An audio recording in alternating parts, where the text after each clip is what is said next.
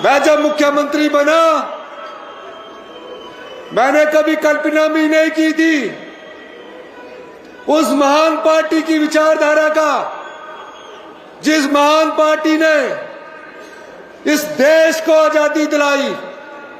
और जब देश को बनाने की बात आई तो कांग्रेस के दो बड़े महान नेताओं ने इस देश की एकता और अखंडता के लिए बलिदान दिया। देश के 75 साल लोकतंत्र के हो गए हैं, एक भी नेता कोई दूसरी पार्टी का ये बता दे जिसने देश की एकता और अखंडता के लिए बलिदान दिया हो। कांग्रेस पार्टी ने अपने दो प्रधानमंत्री इस देश की रक्षा, इस देश की एकता और अखंडता के लिए अपने प्राणों का निछावर करके चले गए। कोई दूसरी पार्टी का ऐसा नेता नहीं है जो भारतीय जनता पार्टी या कांग्रेस की देशभक्ति की विचारधारा को प्रभावित कर देती है। मैं कहना चाहता हूं कि श्रीमती इंदिरा गांधी ने अपने देश की एकता और अखंडता के लिए अपने प्राणों का बलिदान दिया। सुबह का नाश्ता करके जब उसने अपनी चौखट के बाहर पैर रखा, उसे क्या ज्ञात था कि देश के दुश्मन उसकी छाती में 36 गोलियां दाग देंगे। श्रीमती इंदिरा गांधी के मृत्यु के समय अंतिम सांस ये निकली, जय हिंद। यही नहीं, उसके बाद उनके बेटे को प्रधानमंत्री की कुर्सी मिली। प्रधानमंत्री की कुर्सी मिलने के बाद वो राजनीति में नहीं आना चाहते थे। देश के दुश्मनों ने उन्हें बम से उड़ा दिया। सिर कहीं और गिरा, धड़ कहीं और गिरा, टांग कहीं और गिरी, बाजू कहीं और गिरा। कांग्रेस पार्टी ने दो प्रधानमंत्री देश की एकता और अखंडता के लिए बलिदान कर दिए। मैं ये बात इसलिए कह रहा हूं कि जो लोग उस कांग्रेस पार्टी की विचारधारा पर उंगली उठाते हैं, एक ऐसा उदाहरण बता दीजिए। जो लोग देश के लोकतंत्र को कमजोर कर रहे हैं, वो लोकतंत्र के कारण ही आज मुख्यमंत्री और प्रधानमंत्री की कुर्सी पर बैठे हैं, जिसकी रक्षा कांग्रेस पार्टी ने की है। माननीय, मैं आज प्रदेश की जनता को यह बताना चाहता हूं, जब मैंने ऐतिहासिक रिज मैदान पर शपथ ली थी और जब मैं ऐतिहासिक रिज मैदान पर शपथ लेने के बाद मैंने उस व्यवस्था को तोड़ा कि मुख्यमंत्री शपथ लेने के बाद सचिवालय में अधिकारियों की बैठक करते हैं। मैं उन बच्चों के पास गया जो बेसहारा थे, जिनके माता नहीं थे, जिनके पिता नहीं थे, जो कोई उम्मीद नहीं लगा सकता था। उन बच्चों के हॉस्टल में जाकर मैंने उनका रहन सहन देखा। और मैं आपको यह बताना चाहता हूं, मैं एक बात बताना चाहता हूं, मैं आपको एक बात बताना चाहता हूं। उन बच्चों को मैंने जब मैंने उन बच्चों को देखा, अरे भाई आप नारे बाद में लगाइए। जब मैंने उन बच्चों के हालात को देखा, मैं अपने घर वापिस आया और इस सरकार में पहला हमने जो काम किया और देश का पहला ऐसा कानून बनाया, जो बच्चे अपनी माता को खो चुके हैं, अपने पिता को खो चुके हैं, उन्हें सरकार ही माता है, सरकार ही पिता है, चिल्ड्रन ऑफ द स्टेट का दर्जा दिया। और आज 3 साल के अंतराल के बाद वो 6000 बच्चे आज अपने जीवन यापन कर रहे हैं।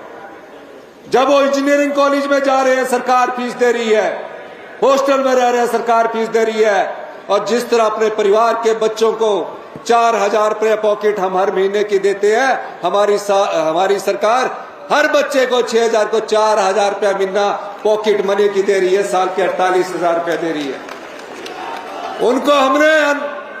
उन्हें हमें बेसहारा नहीं छोड़ा। घर बनाने के लिए 3 लाख रुपया, कोचिंग के लिए 1 लाख रुपया, शादी के लिए 2 लाख हिमाचल प्रदेश की सरकार दे रही है। ये हमारी गारंटी नहीं थी ये हमारी वो सोच थी जिस सोच से हम समाज की सेवा करने के लिए आए हैं। हमारी गारंटियों की बात करते हैं। मुझे जब से मैं राजनीति में हूं चुनौतियां मिलती रही है, और जब मुख्यमंत्री बना 3 चुनौतियां मेरे सामने खड़ी थी। एक चुनौती की मैंने कभी कल्पना भी नहीं की थी।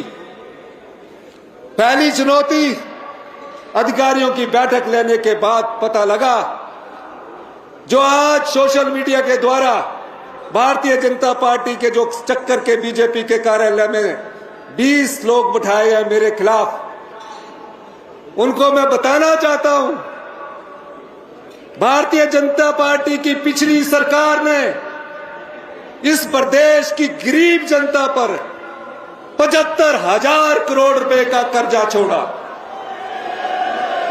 75,000 करोड़ रुपए का कर्जा छोड़ा। उस कर्जे को चुकाने के लिए, क्योंकि कर्जे की किस्त की अदायगी करनी है, मूलधन की अदायगी करनी है, ब्याज की अदायगी करनी है, हमें कर्जे को चुकाने के लिए कर्जा लेना पड़ रहा है। उनके नेता हमको कहते हैं कि 1 लाख कर्जे में डुबो दिया। आपकी तो डबल इंजन की सरकार थी, आप कैसे 75,000 करोड़ रुपए के कर्जा हम पर छोड़ के गए। हम उस चुनौती से भी लड़े, और मैं आपको बताना चाहता हूं, 6th पे कमीशन सरकारी कर्मचारी अधिकारियों को दे दिया गया। नोटिफिकेशन कर दी गई चुनावों से पहले जून 2022 में, और उनका एरियर 10,000 करोड़ रुपए का, यह सोचकर छोड़ दिया कि दोबारा हमारी सरकार आएगी और 10,000 करोड़ रुपए का एरियर 75,000 और 10,000 85,000 करोड़ रुपया हम पर छोड़ कर गए। यह आर्थिक चुनौती थी। मैं मंत्रिमंडल के सभी सदस्यों का धन्यवाद करना चाहता हूं। मंत्रिमंडल के सब सदस्यों ने कंधे से कंधा मिलाकर इस आर्थिक चुनौती का सामना किया। सभी कांग्रेस के विधायकों ने सामना किया और प्रदेश की जनता ने सामना किया। फिर हमारी एक सामाजिक सुरक्षा की वेदना थी। मैं किसान का भी बेटा हूं, कर्मचारी का भी बेटा हूं। हमने कहा कि पहली कैबिनेट में ओपीएस देंगे। अगर हमने राजनीतिक लाभ ही लेना होता, राजनीतिक फायदे की बात ही करनी होती, तो हम ओपीएस 2027 में देते। लेकिन हमने कहा नहीं, हम अपने बुजुर्गों को हाथ फैलाने नहीं देंगे। जिन्होंने प्रदेश में विकास की गाथा लिखी है, वो बुढ़ापे के बाद अपने परिवार के सामने हाथ फैलाए, किसी और के सामने हाथ फैलाए। ये दृष्टिकोण कांग्रेस की सरकार का नहीं हो सकता। पहली कैबिनेट में ओपीएस दिया, और जो रिटायर हो चुके थे उन्हें पेंशन सिर्फ 3,000 रुपया मिलती थी। ओपीएस के बाद 30,000 रुपया पेंशन मिलनी शुरू होगी। जहां बुजुर्गों का घर में भी कम आदर होता था, पेंशन मिलने के बाद उनके पोते भी पढ़ने लग पड़े, और उनकी जो जीवन है वो सम्मानपूर्वक जीवन जीने लगे। केंद्र की सरकार ने क्या किया? ओपीएस देने के बाद 1,600 करोड़ रुपए हमारे बंद कर दिए। हमने उस चुनौती का भी सामना किया। ये आर्थिक चुनौती जो भारतीय जनता पार्टी की सरकार द्वारा पैदा की गई थी, ये सब आप लोगों की सहारे हमने उसको जीता है। मैं अभी मुख्यमंत्री बना ही था, इतिहास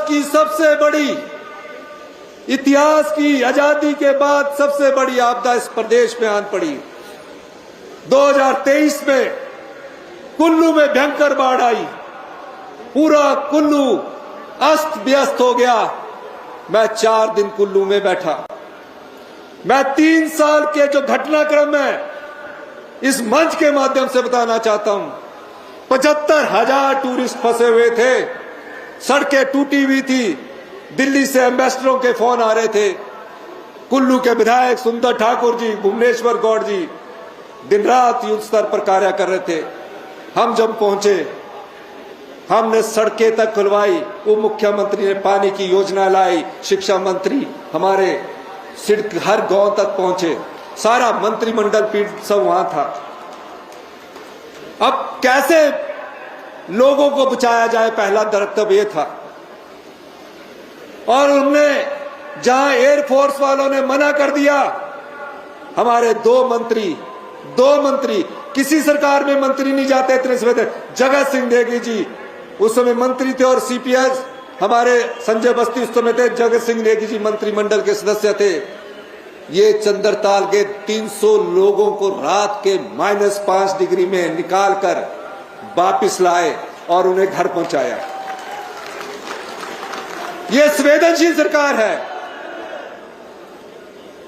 फिर क्या हुआ, 75,000 लोगों को कैसे घर पहुंचाना है।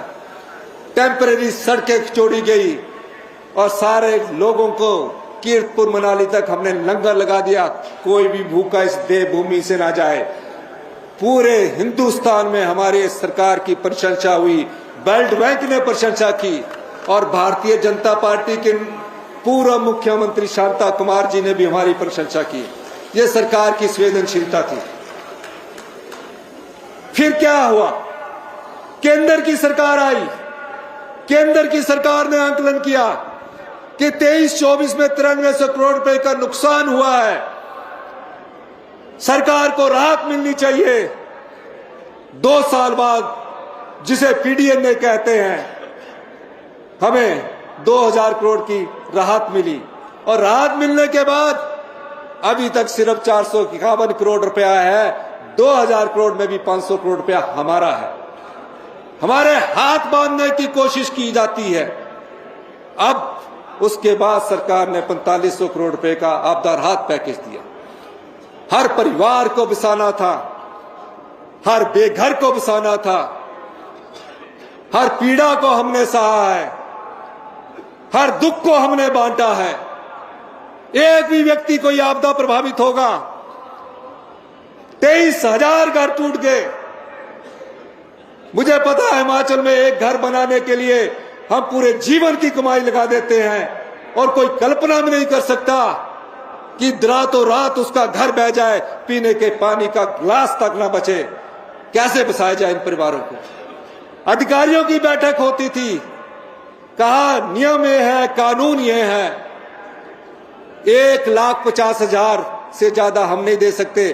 प्रधानमंत्री आवास योजना के तहत 1,50,000 रुपया मिलता था, जिसमें 1,30,000 केंद्र सरकार देती है, 20,000 राज्य सरकार का होता था। हमने आपदा प्रभावित परिवारों के लिए नियम बदल दिए, कानून बदल दिए। जिस अधिकारी ने कहा नियम नहीं बदले जा सकते, कानून नहीं बदले जा सकते, 40 साल से ये व्यवस्था चली आ रही है, हमने उस व्यवस्था को बदल दिया और आपदा प्रभावित परिवारों को हिंदुस्तान का सबसे अच्छा पैकेज 7 लाख रुपया घर बनाने के लिए दिया, 1 लाख रुपया मकान बनाने के लिए दिया है।